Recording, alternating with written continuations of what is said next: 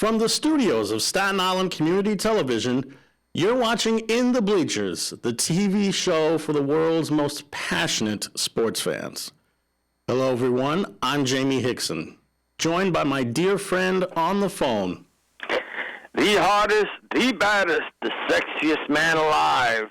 On cable TV, as well you all know me, for I am the women's desire and the men's hater. I am Hector Bosa, that's right. You mean the women's hater? Yours truly is on the phone with some questions for you, sir. We Go were ahead. just talking about Gary Sanchez.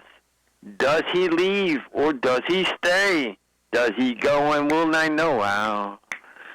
Though he thought he will be trouble. Very funny.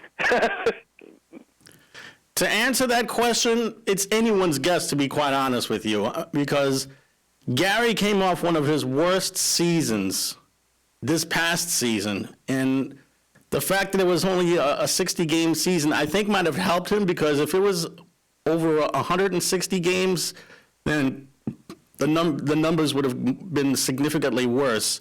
Now they're talking about what would happen in the event that he would be involved in a potential trade package. I've already seen that the Rockies, the Nationals, and the Phillies are three teams that... and the Marlins. And also the Florida Marlins are four teams that might be showing some potential interest in him. Now, none of them have really much to give up. And there was one team that had someone to give up, but I think it was the Marlins, that they had to eat up someone's contract. Yeah. They had to take some of the money from him because he had 2 years left on his contract. Mm-hmm. And it was and Derek Jeter said he always wanted to play with him, but never got to. He retired just when he came up. That's a good compliment.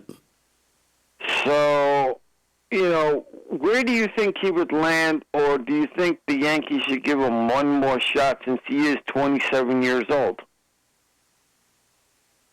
Oh, there's Or, another... I just also heard that the Mets are interested in him too, so...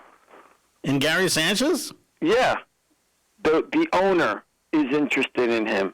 And he's Now, also that would be interested interesting. in Masahiro Tanaka. Mm-hmm.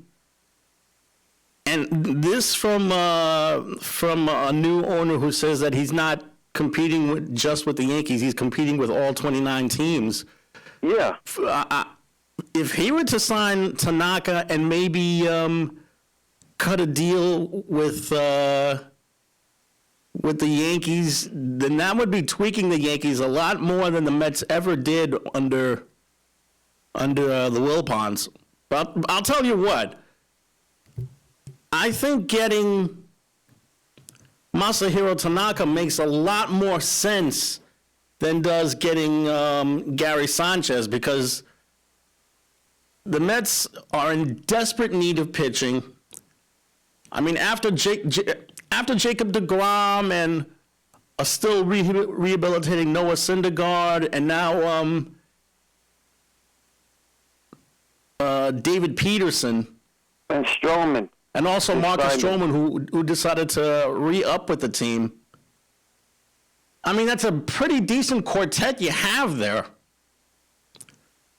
If they were to get Masahiro Tanaka, I think the Mets could go into 2021 with a really solid group of five guys that can probably contend for a playoff spot. And also you would have a good hitting catcher. Yeah, and also they would have a really good power-hitting catcher. The question is... If he's on, because he's been up for the last 2 years. And the first year that he came up, he was an all-star catcher. He did very well. Then he got injured. So, which Sanchez are you getting?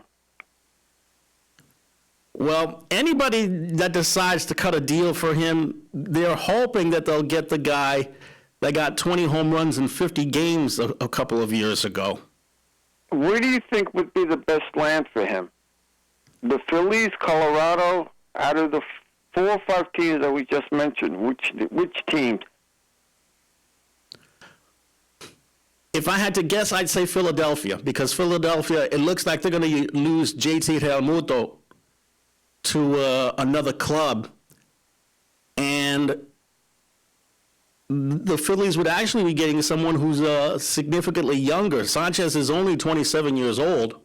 And it's not like he forgot to play baseball. I mean, he's still a dangerous power threat at the plate.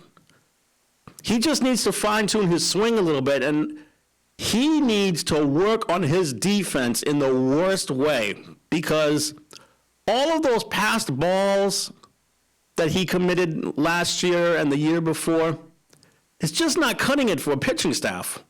But you know what you're getting when you sign him. It's not like you're not knowing what you're getting. I mean, I'm sure they're going to work on his defense. And if he goes to Philly, he's just going to go back to his old manager. Yeah, and he's going to play for Joe well Girardi again. Under his old manager.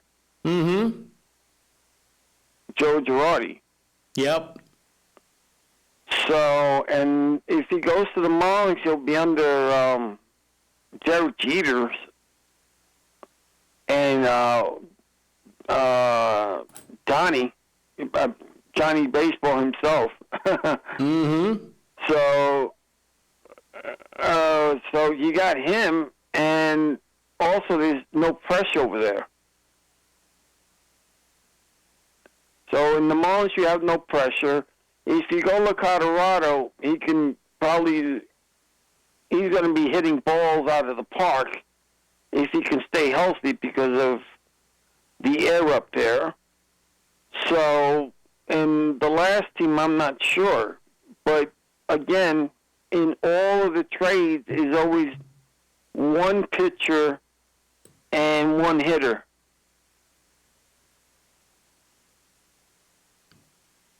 Wait, can you run that by me again? Out of all the teams out there, all the teams that want him, it was always either, I think, 2 pitchers or 1 pitcher and 1 hitter, and I think one of them was a shortstop that has a big contract. Right. But they would have to absorb, the team would have to absorb some of his contract. And,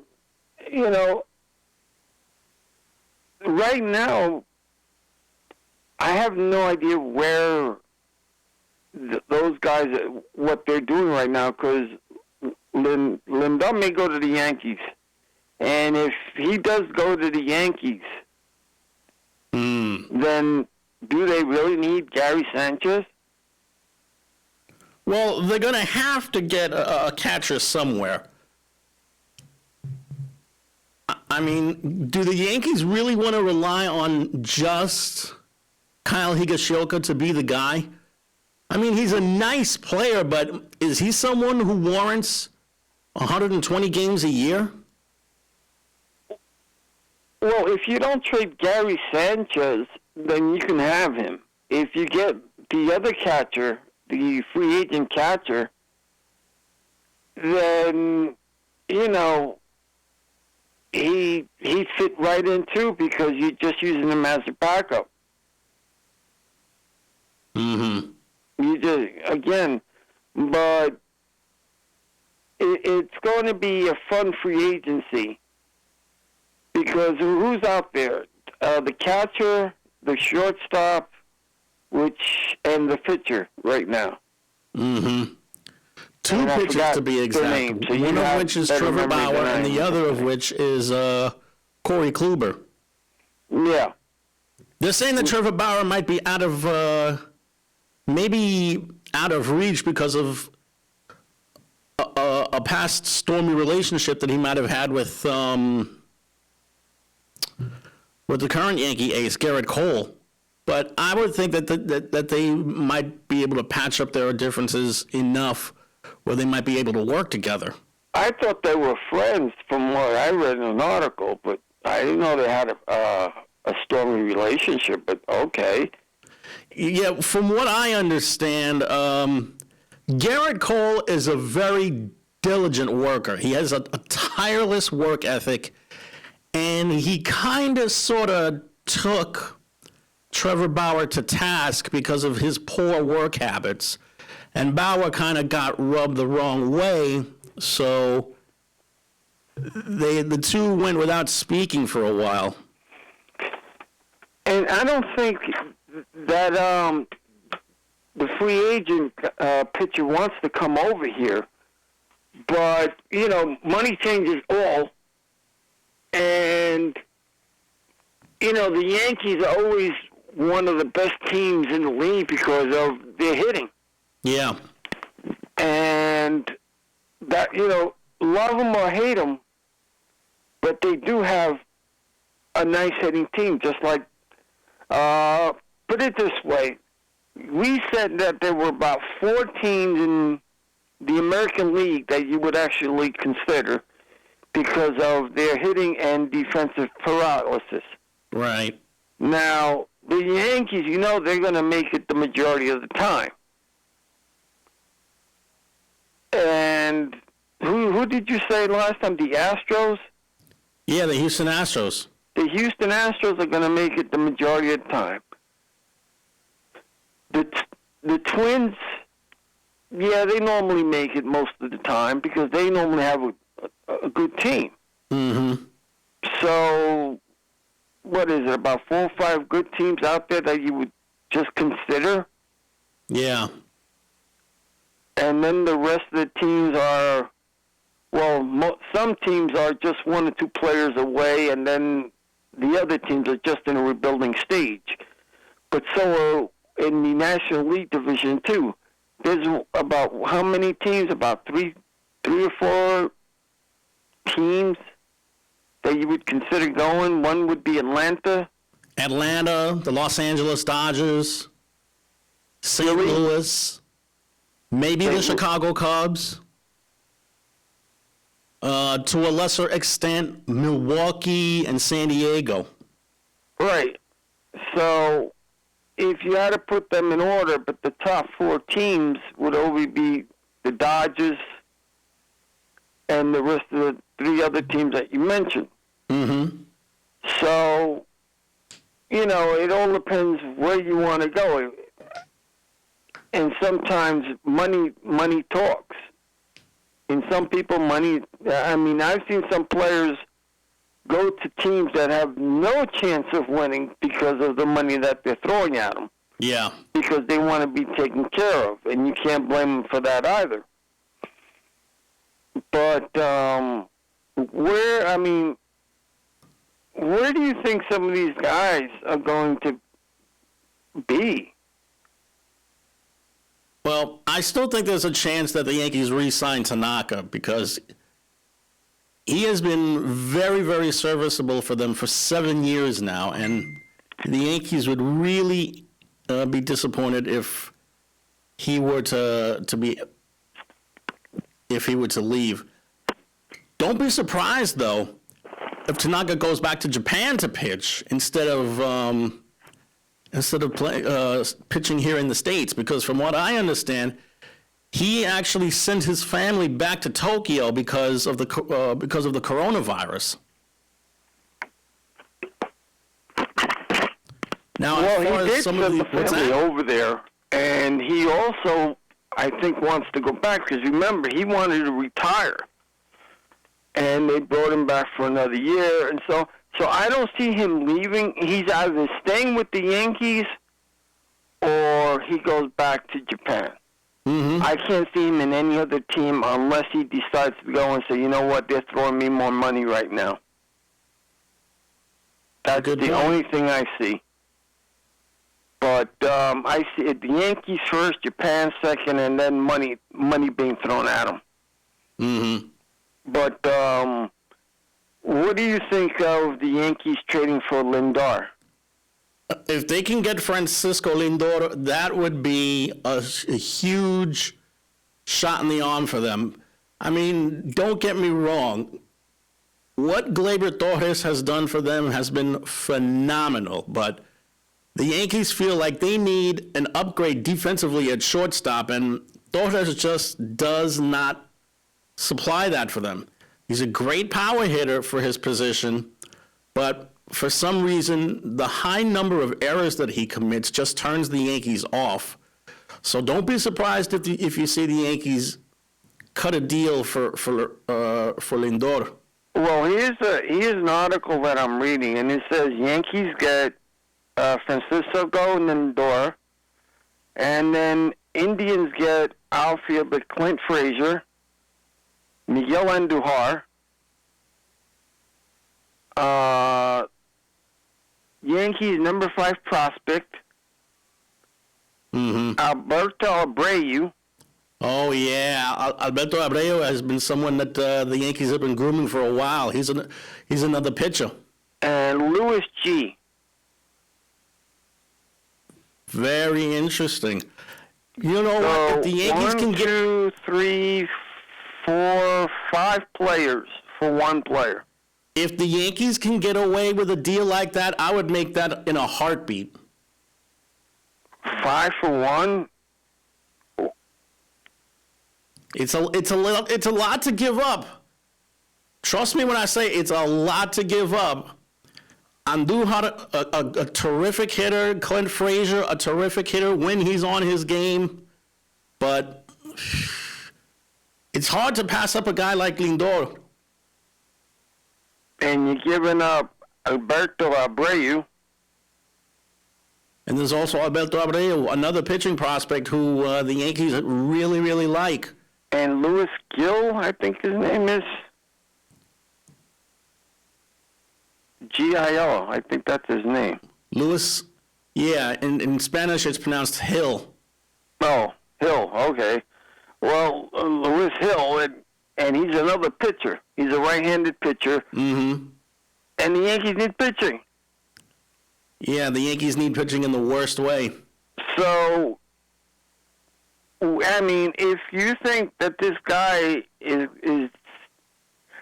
either way, he's going to, with the lineup that the Yankees have, unless they go into that slump where everybody gets hurt, that's the only way that they're not going to do anything. Mm-hmm. And they're giving up a lot of players, and some of those players that made up for them last year are in free agency. Look at DJ LeMahieu and some of the other ones. True.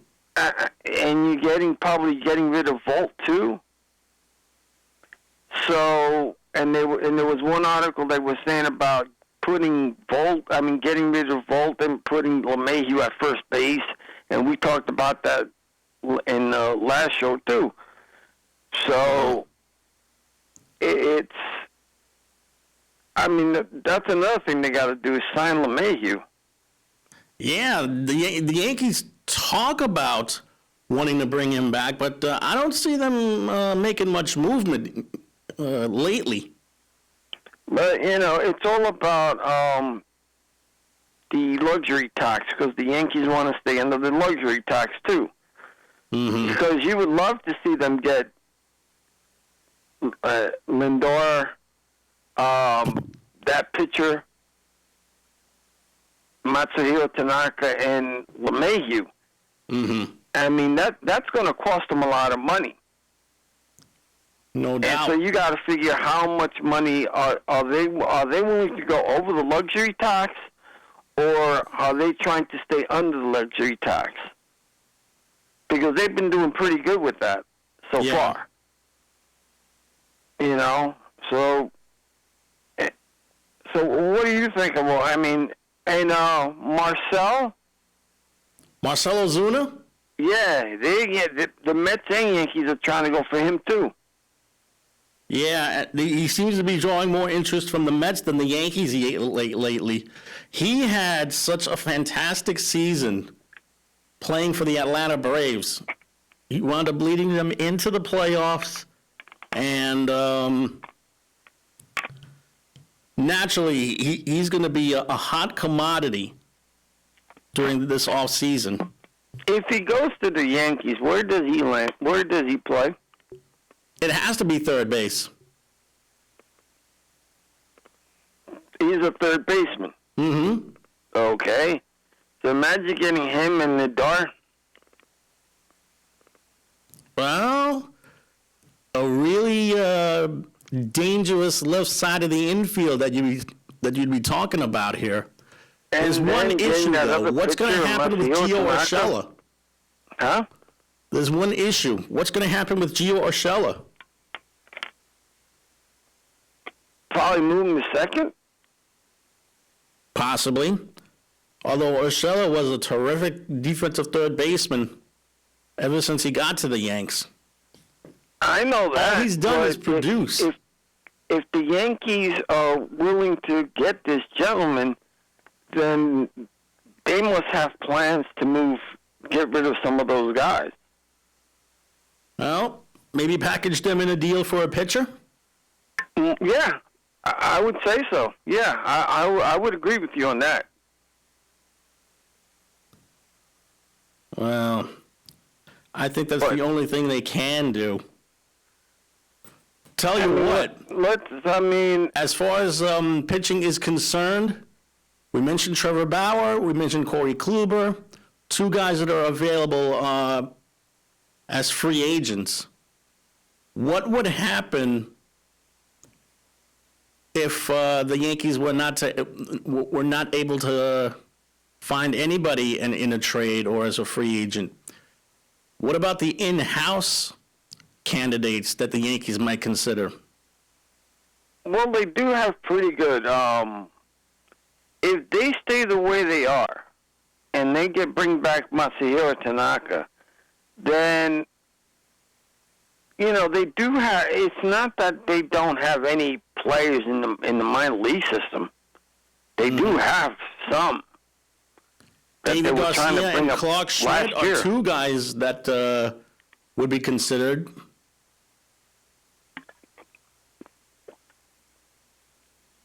And there's also another in-house candidate, Luis Severino, who's coming off a major elbow surgery, or Tommy John surgery. And there's also the guy that is coming off a suspension, Domingo Germán. Exactly. And then you have some other, we just mentioned the pitchers, the two pitchers we just mentioned, and there's a couple other pitchers that you do have in the minor league system that they played a year ago. Mm-hmm. And they did very well. They I think they pitched 1 or 2 games, they went back down. That was the year that everybody got hurt, and LeMahieu and all them other guys got them to the playoffs. Yeah. So it's not that the farm system is that bad. Mm-hmm. So, I mean, what do you think? Do you think the minor league system is that bad? No, it's not as bad as people make it out to be. I mean, it's not in the upper tier like it was years ago, but it's also not at the bottom of the totem pole either. Okay. You ready? Yeah. Before we talk about the Mets, I just want to ask you a question. Ready? Go ahead. 2021 Baseball Hall of Fame ballot. Right. Bobby Abreu, does he go in? Bobby had a really good career, mostly with the Phillies. But, no, I would say no. Wow. Why not? What's that? Why not? He didn't have the amount of hits that he wound up finishing with for his career. He only finished with like 2,400 or 2,500 hits for his career. All right. And I sent you the list. Which is interesting before. Considering that's the same amount of hits that Ozzie Smith finished with for his career, but he made it on the count of his defense. Yeah. The Wizard of Oz. Mm-hmm.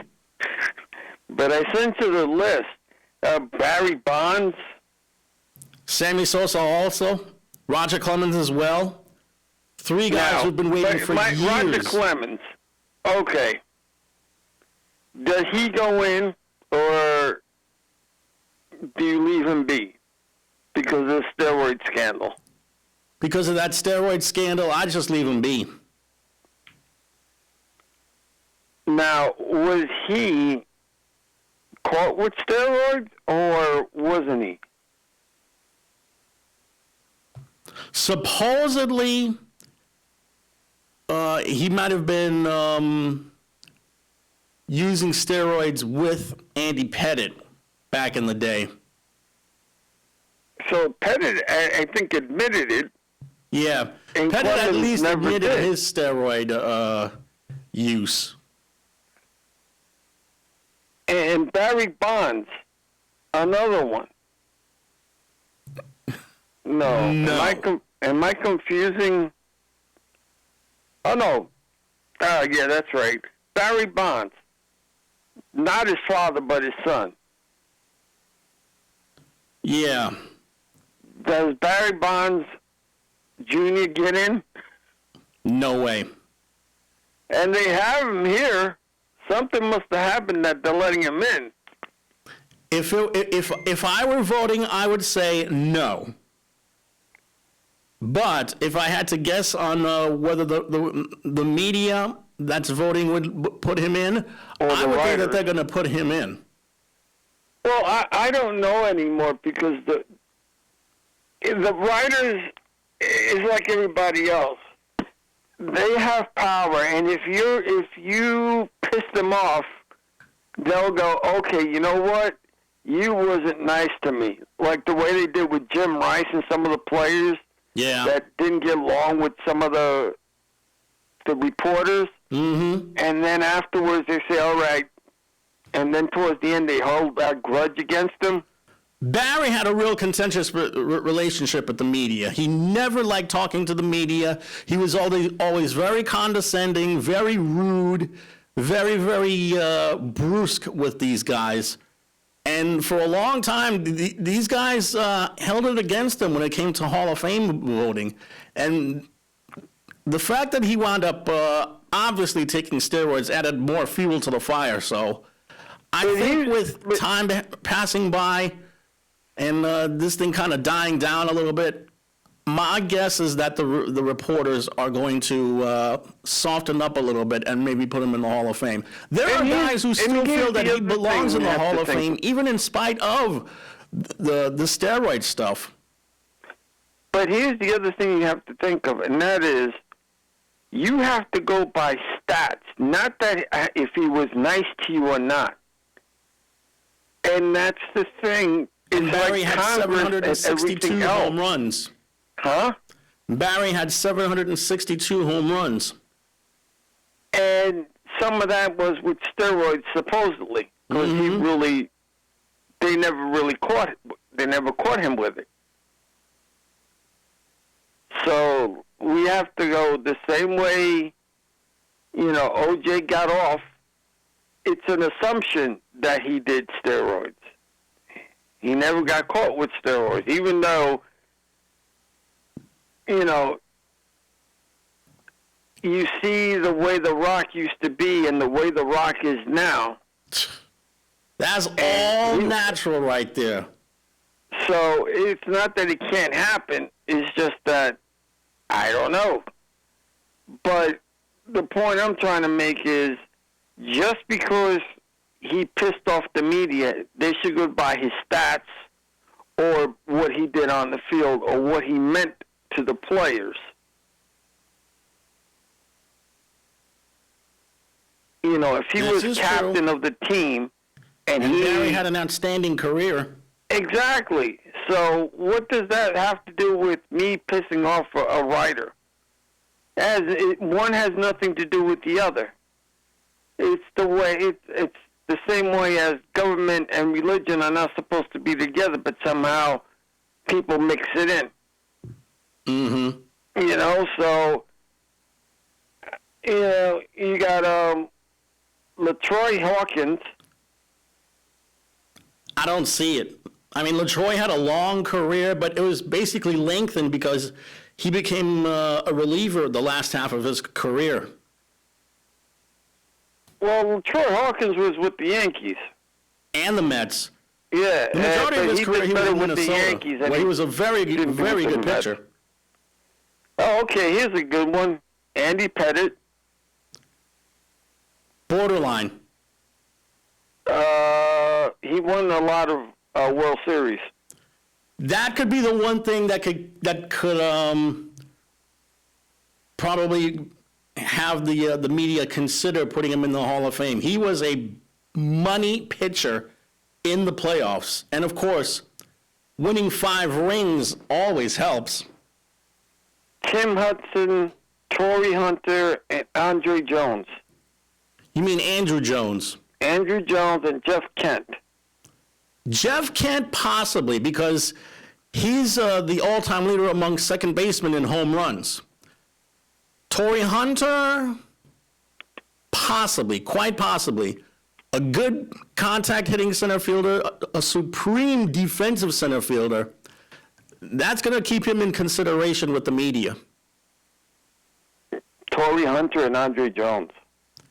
Andrew Jones, excuse me. Tremendous power hitter. Good defensive center fielder as well. My guess is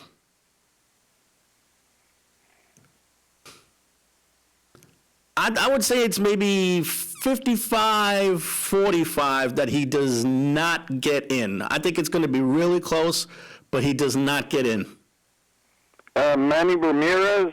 Yes, he's definitely going into the Hall. Gary Sheffield. I would say a close no. Gary Sheffield, a no? A close no. Why would you say that? Because he was also connected to steroids for a time. Okay, Sammy Sosa. I'll say yes because he was in on the good graces of the fans and the media, but his testimony before Congress about not taking steroids is going to really hurt him. And they also got him with a loaded bat. Remember, he hit it and he had tennis balls in the bat or something? Yeah, super balls. So he loaded up his bat, supposedly took steroids. Nick Swisher. Nick Swisher was a good hitter, but there's no chance he makes the Hall of Fame. He just did not have the numbers. He did win some World Series. He won 1 title with the Yanks. Omar Vizquel. I'm surprised he hasn't been put in the Hall years ago. I would say yes. I mean, not only did he have over 2,700 hits, but he was probably one of the best defensive shortstops of his generation. A really, really good contact hitting shortstop. So I'll say yes. Shane Victorio? Shane Victorino of the Phillies? Yes. Good hitter, really good defensive center fielder. But I'll say no. Didn't have enough numbers. Billy Wagner? Possibly. Good closer with the Astros and the Mets. Had over 400 saves for his career. I think that gets him in. Do you have the list? Yeah, I have it here on my phone. Yeah, okay. I know I didn't say some of the other names, but Dan, who did I miss? Oh, A.J. Burnett. Decent pitcher, but no, not going to make the Hall. Here we are. Mark Burley of the Chicago White Sox. A money pitcher and a quick worker, too. Michael Kadire also. And here's a name that I'm surprised Or maybe it's because he wasn't retired long enough. Todd Helton of the Rockies, a tremendous power-hitting first baseman, good defensive first baseman. Todd Helton should be given a chance to go into the Hall. And what about Aramis Ramirez? Aramis Ramirez, good power-hitting third baseman with the Cubs and the Brewers. Didn't have enough numbers, though. Scott Rowland? Scott Rowland of the Phillies?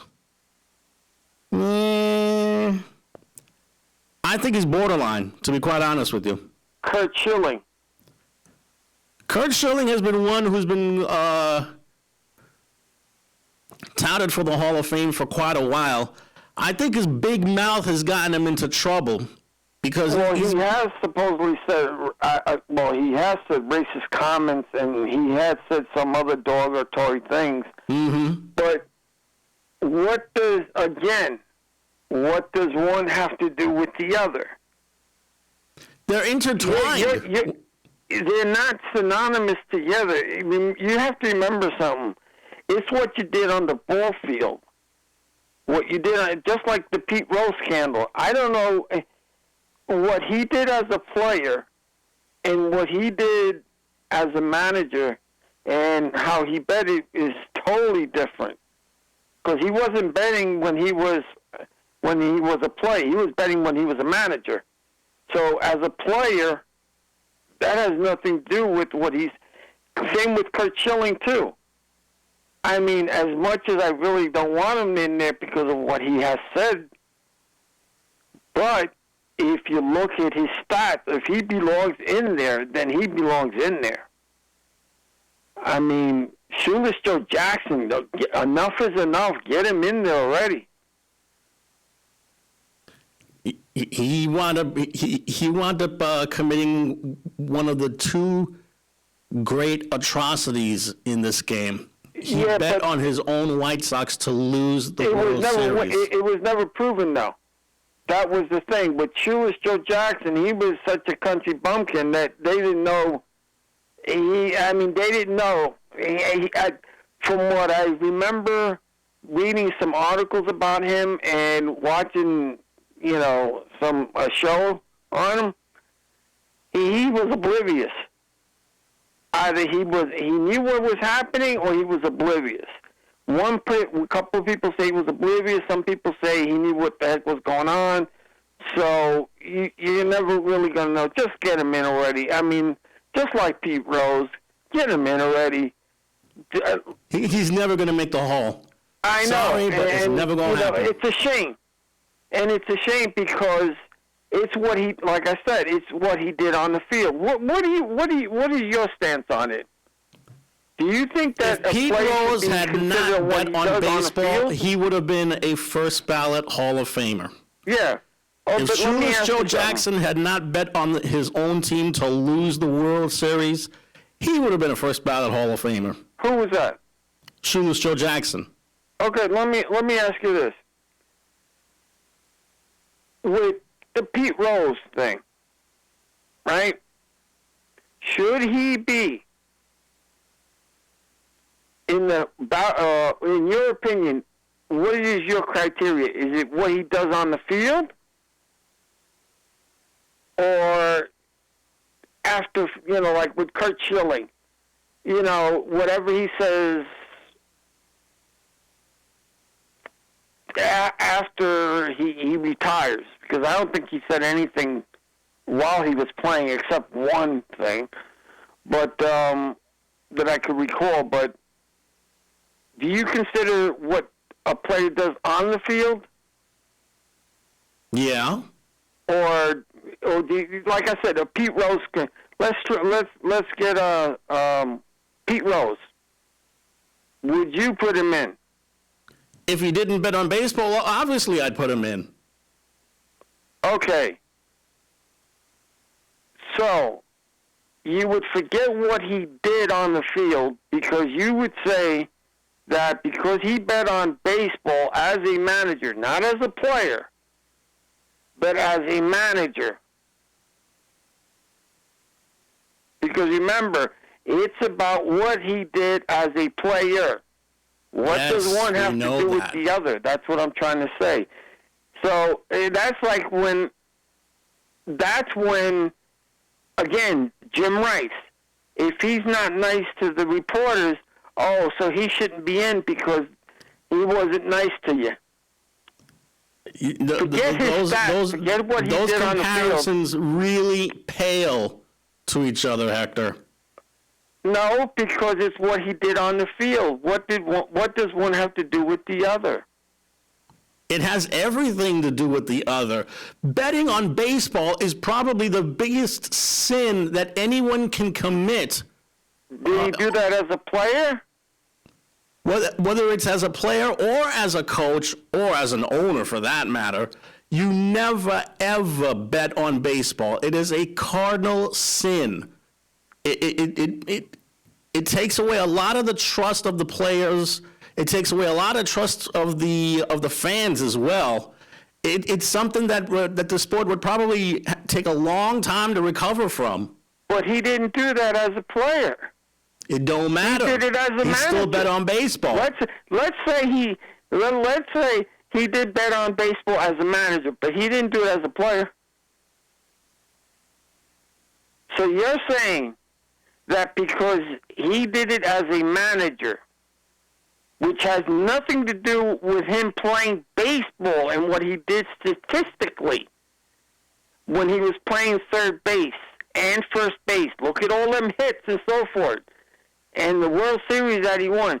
So you're telling me that because he did all that greatness of getting all those golden gloves and hitting, you're saying to me that because he bet on baseball as a manager, not as a player, you're going to punish him. Yes. Okay. You so never Barry Bonds should not be in the world. So try Barry to Bonds damage should the not be in. sanctity of that sport. All the records, all of the pomp and circumstance, all of the aura. You never ever try and do anything to damage the sanctity of the game, and that is You're exactly right, what Pete Rose did. As a manager, not as a player. It don't matter. He still damaged the game. What about Curt Schilling then?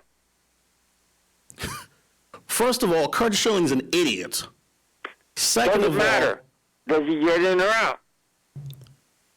Because of what he was such a has big said. game pitcher in the playoffs that it's going to be hard to try and keep him out of the game.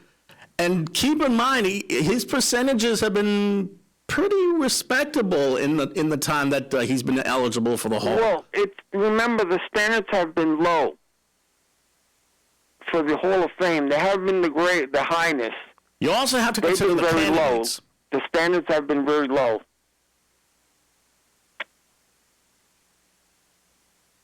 You also have to consider the candidates, too.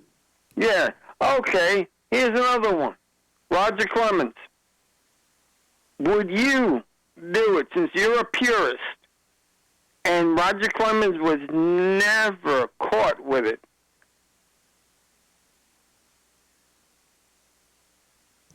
There was also testimony against him in court. That was testimony against him, but they never caught him.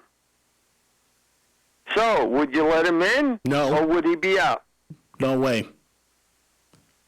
There's just something about trying to cheat the game that rubs me the wrong way. So Manny Ramirez, Sammy Sosa. If it hadn't been for him bulking himself up with those roids, he probably would have made the Hall. I think they'll still put him in the Hall anyway because he still has a certain likability factor. Wait a minute. So now you're flipping the coin because he's got a likability factor. What does likability factor have to do with what he did on the field, hitting wise? That's what I'm trying to tell you. You also have to remember he and Mark McGwire were involved in probably the biggest home run chase in baseball history, aside from Mickey Mantle and Roger Maris. I agree with you on that. I really do agree with you. But my And point whereas is, Mark McGuire was a little bit more of a private guy, Sammy Sosa was more outgoing with the media. that's understandable. But if you had a ballot, would you get him in? If I you're had to a pure- vote, I remember, would you're not a vote for purist. him, no. If I had a vote as a member of the national media, my answer would be no. But seeing how how some of these reporters vote and think, Yeah. my guess is mean, that the reporters are going to vote him in. With pitches, if you reach the 300 number, you're automatically in now. Because pitching is not like it used to be. Even with 200, there's a good chance of you getting in the hall.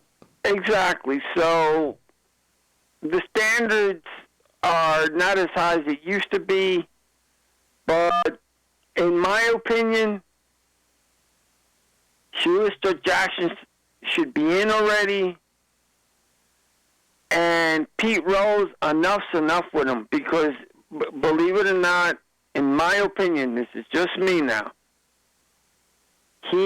what he did on the field and what he did in his personal life and as a manager has nothing to do with what he did on the field. Because remember, look at all the accomplishments that he did. Had nothing to do with what he did as a manager. But if you want to punish him, fine. But at some point, you got to say, you know what? He's been punished enough. Enough is enough. No. When is enough enough? No way. You know, I mean, he's not a prisoner. He did what he did. At some point, you got to say enough's enough. But that's just my opinion, you know. And I'm a purist too, but you know, there's certain things I'll let things get away with, and there's certain things I won't. With Pete Rose, to me, and some of those other players, what he did on the field, he did on the field. You can't. What he did outside the field is totally different, and one has nothing to do with the other. But continuing on. By the way, before we do continue on, Yes, sir. I want to say hello to somebody. Say hello to who? Our dear friend Lynn. Lynn, how you doing, kid? She just sent me an instant message asking about you and I. It's great to hear from her, first of all. Yes. Second of all, she had a question that she wanted me to relay to you. Yes. It's about the business of wrestling as it constitutes to the coronavirus era. Yes. She wants to know how you feel about pro wrestling's handling of their business despite the pandemic, good or bad. Well, AEW is doing pretty good. ROH is doing pretty good. TNA is doing pretty good. WWE is doing horrible. And as you well know, they let go of Selena Vega because of unionism. And the actress that is the head of the Green Actors Guild is, you know, sent her an email from what I've heard from a couple of sources. And they said, don't worry about it, stay strong. And the Asian presidential candidate, I forgot the gentleman's name, even though he's been going after Vince McMahon, he also said, don't worry about it, we're going to fix this. So, because right now Vince McMahon is doing a horrible job with the coronavirus scheme. I mean, think about it. Roman Reigns leaves, you know, and they said they wouldn't be punished. I'm sorry about Roman Reigns. If a worker didn't want to go work under those conditions, they wouldn't work. But those people that would want to work, I think they got paid a little extra. I'm not sure. Or they got more TV time. And some of those people that didn't get enough TV time would actually take the chance.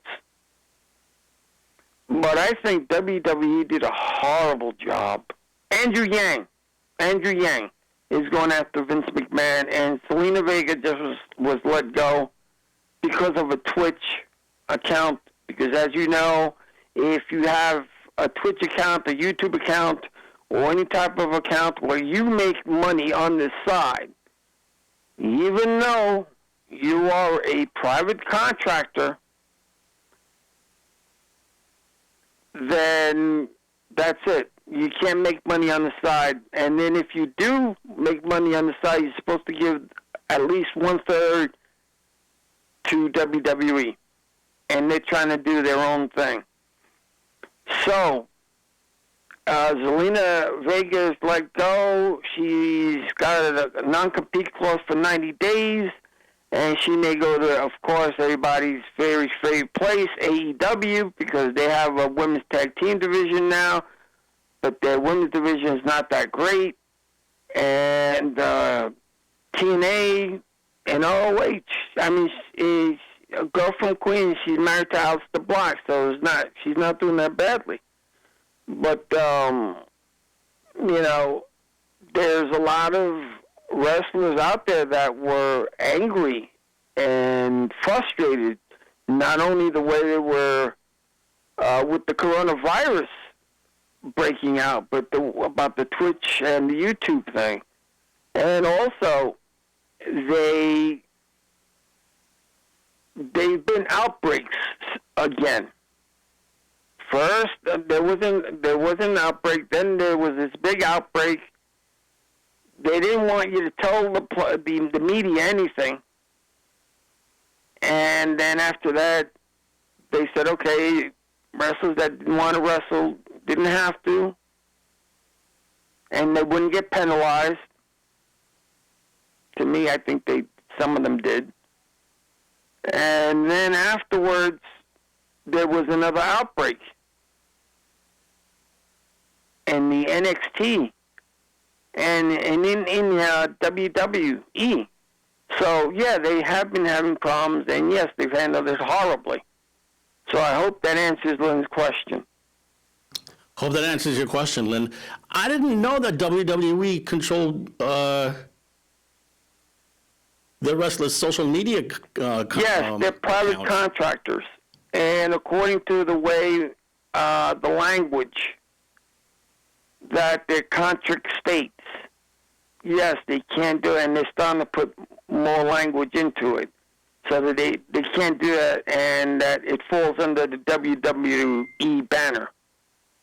Well, that So sucks. in that case, because they're trying to do their own thing, if you notice, WWE is also trying to do their own podcast. I see. So, and they're trying to do it under the WWE banner. From what I understand, they're supposed I'm sure Lynn has another question. And ROH is doing fantastic, by the way. I'm enjoying ROH immensely. Mm-hmm. From what I understand, there's not going to be any house shows coming up. ROH is performing without any people there, any audience. And TNA is performing without any audience. AEW is performing with some audience.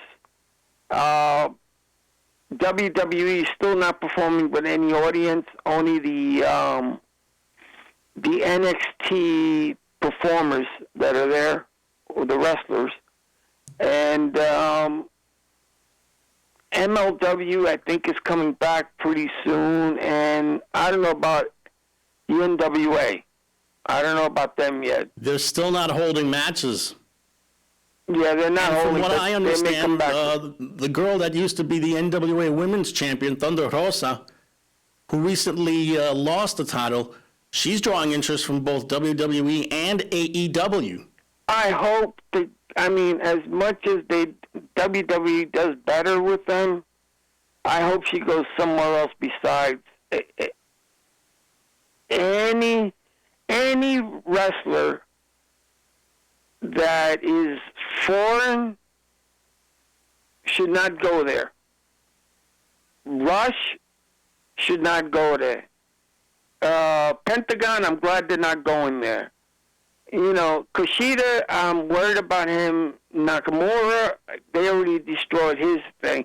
I mean, WWE destroys, and I think it's Vince McMahon. He doesn't know how to deal with foreigners. And he has destroyed Americans, too, so he destroyed everything. Unless he really likes you. I mean, why would you break up New Day? It doesn't make sense. They had a great thing going. But I'll tell you, I wanted to ask you one quick one. You saw all the articles I sent you about the Knicks, right? Yeah, I saw them. Good, right? Yeah, they were well written. Now, which one is gonna make the playoffs next year? Which article? Which article is going to make the playoffs next year, or which because the team way is the gonna articles are the talking playoffs with the next year? players that they're giving, they're saying that the Knicks are going to get. Which one of them are going to make the playoffs? Because you got Chris Paul, CP3, Jawan Holiday, some of the players. Which reminds me, Chris Paul wound up getting traded to Phoenix. Huh? Chris Paul wound up getting traded to Phoenix for Ricky Rubio. Oh, wow. Oh, you didn't hear about that? No, and the only one that I'm hearing about is Harden wanted to get out and wanting to go to Brooklyn Nets. Yeah, it's either Philly or the Nets that he'll accept, well, not accept, but that he would be interested in probably going to. And the Brooklyn Nets would have to give him what, Dinwiddie? Spencer Dinwiddie and Jarrett Allen and Karis LeVert and probably more than one draft pick. Yeah, exactly. Tell you what, if they make that deal, the Nets probably go to the Eastern Conference Finals. But they don't have a bench. That's the problem. They don't have a bench. But they do have a Joe Harris who can stretch the floor with KD and Kyrie Irving and potentially James Harden all on the floor. Well, I say this. I say the Nets and the Knicks will make the playoffs next year because of the way the writers are talking about it. They're not making the playoffs. Because right now, one superstar who is rumored to be connected to them is now off the board. Two other superstars, both of whom may or may not be back in Houston next year, are also going to be off the books. Russell Westbrook, Carmelo Anthony, come on. And with the team that we have, are you sure we can't make the playoffs with those guys? They're not making the playoffs. I'm telling you right now. You always say they're never going to make the playoffs. Because they're horrible. Oh, come on.